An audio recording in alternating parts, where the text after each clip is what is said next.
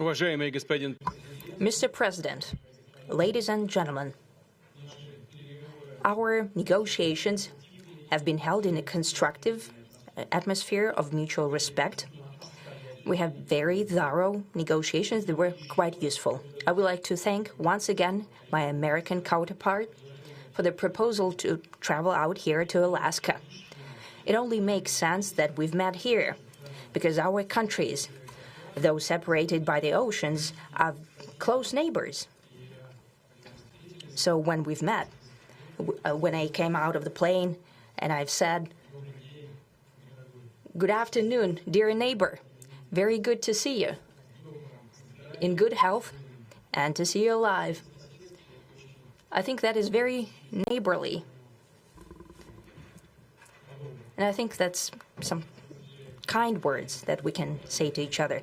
We're separated by the Strait of Bering, though there are 2 islands only between the Russian island and the U.S. island. They're only 4 kilometers apart. We're close neighbors, and it's a fact. It's also important that Alaska has to do with our common heritage, common history between Russia and the U.S., and many positive events have to do with that territory. Still, there is tremendous cultural heritage back from the Russian America. For example, Orthodox churches and a lot of, more than 700 geographical names of Russian origin. During the Second World War, it was here in Alaska that was the origin of the legendary air bridge for the supply of military aircraft and other equipment under the Lend-Lease program. It was a dangerous and treacherous route over the vast emptiness of ice. However, the pilots of both countries did everything to bring closer the victory. They risked their lives and they gave it all for the common victory. I was just in the city of Magadan in Russia, and there is a memorial there dedicated to the Russian and the U.S. pilots. And there are 2 flags, the U.S. flag and the Russian flag. And I know that here as well there is such a memorial. There is a military burial place several kilometers away from here. The Soviet pilots are buried there who died during that dangerous mission. We're thankful to the citizens and the government of the U.S. for carefully taking care of their memory. I think that's very worthy and noble. We'll always remember other historical examples when our countries defeated common enemies together in the spirit of battle camaraderie and allyship that supported each other and facilitated each other. I'm sure that this heritage will help us rebuild and foster mutually beneficial and equal ties at this new stage, even during the hardest conditions. It is known that there have been no summits between Russia and the U.S. for 4 years, and that's a long time.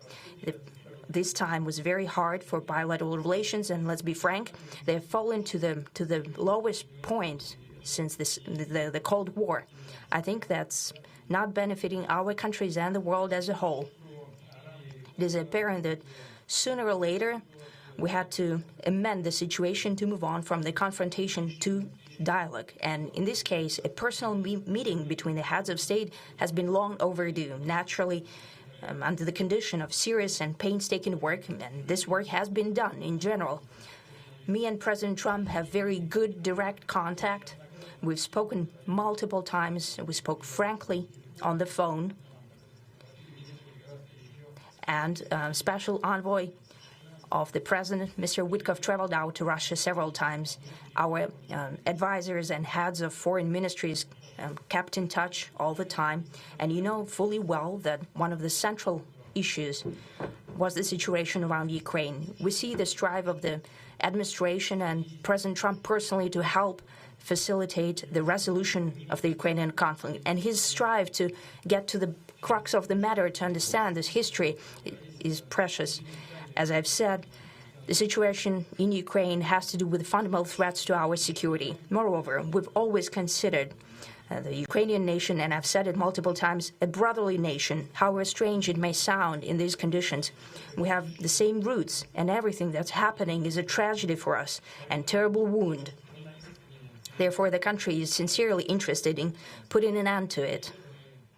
At the same time, we're convinced that in order to make the settlement lasting and long-term, we need to eliminate all the primary roots the primary causes of that conflict, and we've said it multiple times, to consider all legitimate concerns of Russia and to reinstate a just balance of security in Europe and in the world on the whole. And I agree with President Trump, as he has said today, that naturally the security of Ukraine should be ensured as well.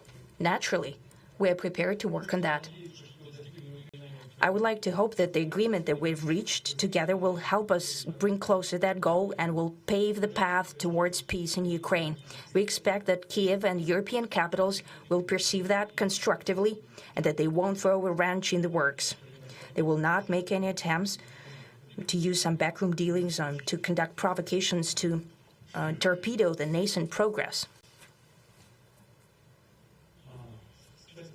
Incidentally, when the new administration came to power, bilateral trade started to grow. It's still very symbolic. Still, we have a growth of 20%. As I've said, we have a lot of dimensions for joint work. It is clear that the U.S. and Russian investment and business cooperation has tremendous potential. Russia and the U.S. can offer each other so much in trade, digital, high-tech, and in space exploration. We see that Arctic cooperation is also very possible, and our international context, for example, between the Far East of Russia and the West Coast of the U.S. Overall, it's very important for our countries to turn the page, to go back to cooperation. It is symbolic that not far away from here, at the border between Russia and the U.S., there was a so-called international date line. I think you can step over, literally, from yesterday into tomorrow. And I hope we'll succeed in that, in political sphere. I would like to thank President Trump for our joint work, for the well-wishing and trustworthy tone of our conversation. It's important that both sides are result-oriented, and we see that the President of the U.S. has a very clear idea of what he would like to achieve. He sincerely cares about prosperity of his nation. Still, he understands that Russia has its own national interests. I expect that today's agreements will be the starting point, not only for the solution of the Ukrainian issue, but also will help us bring back business-like and pragmatic relations between Russia and the U.S. And in the end, I would like to add one more thing. I'd like to remind you that in 2022, during the last contact with the previous administration, I tried to convince my previous American colleague that the situation should not be brought to the point of no return when it would come to hostilities. And I said it quite directly back then, that it's a big mistake. Today, when President Trump saying that if he was the president back then, there will be no war. And I'm quite sure that it would indeed be so. I can confirm that. I think that overall, me and President Trump have built a very good, business-like and trustworthy contact. And I have every reason to believe that moving down this path, we can come, and the sooner the better, to the end of the conflict in Ukraine. Thank you. Thank you.